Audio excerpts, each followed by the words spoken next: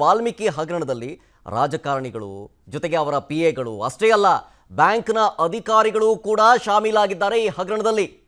Union ಬ್ಯಾಂಕ್ನ ಆಡಳಿತ ಮಂಡಳಿಯಿಂದಲೇ ಈ ಬೃಹತ್ ಬ್ರಹ್ಮಾಂಡ ಭ್ರಷ್ಟಾಚಾರ ಅಥವಾ ಹಗರಣ ನಡೆದಿದೆ. ಯೂನಿಯನ್ ಬ್ಯಾಂಕ್ನ ಆಡಳಿತ ಮಂಡಳಿಯಿಂದಲೇ ಅಕ್ರಮ ಆಗಿರೋದು. ಈ ಅವ್ಯವಹಾರದಲ್ಲಿ ಆಡಳಿತ ಮಂಡಳಿ ಭಾಗಿಯಾಗಿರೋ ಬಗ್ಗೆ ಮಾಹಿತಿ ಸಿಗ್ತಾ ಇದೆ. ಯೂನಿಯನ್ ಬ್ಯಾಂಕ್ನ 6 ಅಧಿಕಾರಿಗಳು ಈ ಅವ್ಯವಹಾರದಲ್ಲಿ ಭಾಗಿಯಾಗಿದ್ದಾರೆ.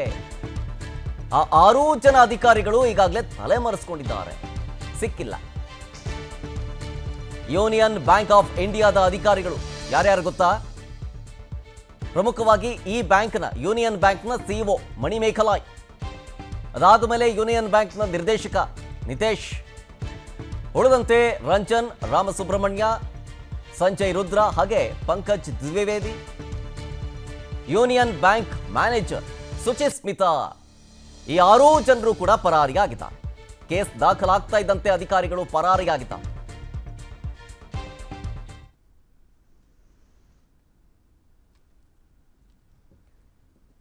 ಇದ್ರ ಬಗ್ಗೆ ನಮ್ಮ ಪ್ರತಿನಿಧಿ ಎಸ್.ಕೆ. ಮಂಜುನಾಥ್ ಒಂದು ಪ್ರತ್ಯಕ್ಷ ವರದಿಯನ್ನ ಕೊಟ್ಟಿದ್ದಾರೆ. ಅದನ್ನು ನೋಡ್ಕೊಂಬರೋಣ ಬನ್ನಿ. ಭಾರಿ ಸದ್ದು ಮಾಡಿರ್ತಕ್ಕಂಥ ಮಹರ್ಷಿ ವಾಲ್ಮೀಕಿ ಅಭಿವೃದ್ಧಿ ನಿಗಮದ ಬಹುಕೋಟಿ ಹಗರಣದ ಮೂಲ ಶುರು ಆಗಿದ್ದು ಎಂಜಿ ರಸ್ತೆಯಲ್ಲಿರ್ತಕ್ಕಂಥ ಯೂನಿಯನ್ ಬ್ಯಾಂಕ್ ಆಫ್ ಇಂಡಿಯಾದಲ್ಲಿ. ಇಲ್ಲಿ ನಾವು ನೋಡಬಹುದು, ಮಹರ್ಷಿ ವಾಲ್ಮೀಕಿ ಅಭಿವೃದ್ಧಿ ನಿಗಮದಲ್ಲಿ ಅದರ ಅಕೌಂಟು ಜೊತೆಗೆ ಅದರ ಒಂದು ಟ್ರೆಜರಿನಲ್ಲಿ 187 ಕೋಟಿ ರೂಪಾಯಿ ಹಣ ಇತ್ತು. ಆ ಹಣವನ್ನ ಹೇಗಾದ್ರೂ ಮಾಡಿ ಲೂಟಿ ಮಾಡಬೇಕು ಅನ್ನೋ ನಿಟ್ಟಿನಲ್ಲಿ ಅಲ್ಲಿ MD ಆಗಿದ್ದಂತ ಜೆ ಪದ್ಮನಾಭು ಜೊತೆಗೆ ಅಕೌಂಟೆಂಟ್ ಆಗಿರ್ತಕ್ಕಂಥ ಪರಶುರಾಮ್ ಅವರು ಒಂದು ಪ್ಲಾನ್ ಅನ್ನ ಮಾಡ್ತಾರೆ. ಅಲ್ಲೇ ಇನ್ನೊಬ್ಬ ಅಕೌಂಟೆಂಟ್ ಆಗಿದ್ದಂತ ಚಂದ್ರಶೇಖರ್ ಅಂತಕ್ಕಂಥವ್ರನ್ನ ಬಳಸ್ಕೊಂಡು ಆ ಹಣವನ್ನ ಲೂಟಿ ಮಾಡೋದಕ್ಕೆ ಸಿದ್ಧತೆಗಳನ್ನ ನಡೆಸಿರ್ತಾರೆ. ಆದ್ರೆ ಹಗರಣದ ನಡೆಯುತ್ತೆ, ನಾನು ಸಿಕ್ಕಾಕೊಳ್ತೀನಿ ಅನ್ನೋ ನಿಟ್ಟಿನಲ್ಲಿ ಚಂದ್ರಶೇಖರ್ ಯಾಕೋ MD ಪದ್ಮನಾಭು ಜೊತೆಗೆ ಪರಶುರಾಮ್ ಹೇಳದಂತ ರೀತಿಯಾಗಿ ನಡ್ಕೊಳ್ಳೋದಿಲ್ಲ, ಅವರು ಹಿಂದೆಟನ್ನ ಹೊಡಿತಾರೆ.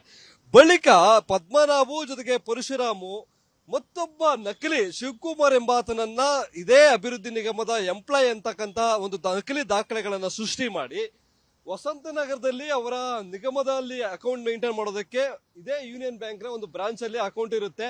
ಆ ಅಕೌಂಟ್ ಗೆ ಪರ್ಯಾಯವಾಗಿ MG ರಸ್ತೆಯಲ್ಲಿ ಇರ್ತಕ್ಕಂಥ ಈ ಯೂನಿಯನ್ ಬ್ಯಾಂಕ್ ನಲ್ಲಿ ಒಂದು ಅಕೌಂಟ್ ಅನ್ನ ತೆರೀತಾರೆ. ಅಕೌಂಟ್ ಅನ್ನ ತೆರೆದಂತ ಸಂದರ್ಭದಲ್ಲಿ ಕೂಡಲೇ ವಸಂತನಗರದಲ್ಲಿದ್ದಂತ ಅಕೌಂಟ್ ನಲ್ಲಿ ಏನು ಅಮೌಂಟ್ ಇತ್ತು, 187 ಕೋಟಿ ರೂಪಾಯಿ ಅಮೌಂಟ್ ಇತ್ತು, ಆ ಹಣವನ್ನ ಈ ಯೂನಿಯನ್ ಬ್ಯಾಂಕ್ ಅಂದ್ರೆ ಬೆಂಗಳೂರಿನ MG ರಸ್ತೆಯಲ್ಲಿ ಇರ್ತಕ್ಕಂಥ ಯೂನಿಯನ್ ಬ್ಯಾಂಕ್ ಆಫ್ ಇಂಡಿಯಾ ಬ್ರಾಂಚ್ಗೆ ವರ್ಗಾವಣೆ ಮಾಡ್ತಾರೆ. ನಂತರ ಇಲ್ಲಿ ಇರ್ತಕ್ಕಂಥ ಬ್ಯಾಂಕ್ ಅಧಿಕಾರಿಗಳು ಏನು A1 ಇಂದ ಈ ಪ್ರಕರಣದಲ್ಲಿ A1 ಇಂದ A6 ಆಗಿ ಬ್ಯಾಂಕ್ ಅಧಿಕಾರಿಗಳಿದ್ದಾರೆ, ಮುಖ್ಯಸ್ಥರು ಇರಬಹುದು, ಅಕೌಂಟೆಂಟ್ಗಳಿರ್ಬೋದು, ಕ್ರೆಡಿಟ್ ಆಫೀಸರ್ಸ್ ಇರಬಹುದು, ಈ ರೀತಿಯಾದಂತ 6 ಜನ ಅಧಿಕಾರಿಗಳ ಒಂದು ಸಹಾಯವನ್ನ ಪಡೆದುಕೊಂಡು ಇಲ್ಲಿಗೆ ವರ್ಗಾವಣೆ ಆದಂತ 187 ಕೋಟಿ ಹಣದಲ್ಲಿ ಮೊದಲ ಹಂತವಾಗಿ 94 ಕೋಟಿ 73 ಲಕ್ಷ ಹಣವನ್ನ ಆಂಧ್ರ ಪ್ರದೇಶದ ಹೈದರಾಬಾದ್ ನಲ್ಲಿದ್ದಂತ ಫಸ್ಟ್ ಫೈನಾನ್ಸ್ ಕಾರ್ಪೊರೇಷನ್ ಅಂತಕ್ಕಂತ ಒಂದು ಖಾಸಗಿ ಬ್ಯಾಂಕ್ ನ 18 ಖಾತೆಗಳಿಗೆ ವರ್ಗಾವಣೆ ಮಾಡ್ತಾರೆ. ಅದು ಮಹಾನ್ ವಂಚಕ ಆಗಿರ್ತಕ್ಕಂಥ ಸತ್ಯನಾರಾಯಣ ವರ್ಮಾ ಅನ್ನೋ ಒಬ್ಬ ವ್ಯಕ್ತಿಯ ಅಧ್ಯಕ್ಷತೆಯಲ್ಲಿ ನಡೀತಕ್ಕಂಥ ಖಾಸಗಿ ಬ್ಯಾಂಕ್ ನ ಅಕೌಂಟ್ಗಳಿಗೆ ನಗದು ರೂಪದಲ್ಲಿ ಪಡೆದುಕೊಂಡಂತ ಹಣವನ್ನ ಸತ್ಯನಾರಾಯಣ ವರ್ಮಾ ಬೆಂಗಳೂರಿಗೆ ತೆಗೆದುಕೊಂಡು ಬಂದು ವಿವಿಧ ಸ್ಥಳಗಳಲ್ಲಿ ಅಂದ್ರೆ ಒಂದು ಮಾಲ್ ನ ಪಾರ್ಕಿಂಗ್ ನಲ್ಲಿ ಮಾಡ್ತಾರೆ, ಮೌರ್ಯ ಸರ್ಕಲ್ ನಲ್ಲಿ ಇರ್ತಕ್ಕಂಥ ಒಂದು ಪಾರ್ಕ್ ನಲ್ಲಿ ಹಣವನ್ನ ತೆಗೆದುಕೊಂತಾರೆ, ಜೊತೆಗೆ ಏನು ಸ್ವಾತಿ ಹೋಟೆಲ್ ನಲ್ಲಿ ಡೀಲ್ ಮಾಡ್ತಾರೆ, ಮಲ್ಲೇಶ್ವರಂ ನಲ್ಲಿ ಇರ್ತಕ್ಕಂಥ ಶ್ರೀನಿಧಿ ಸಾಗರ್ ಹೋಟೆಲ್ ನಲ್ಲಿ ಹಣವನ್ನ ಪಡೆದುಕೊಳ್ತಾರೆ.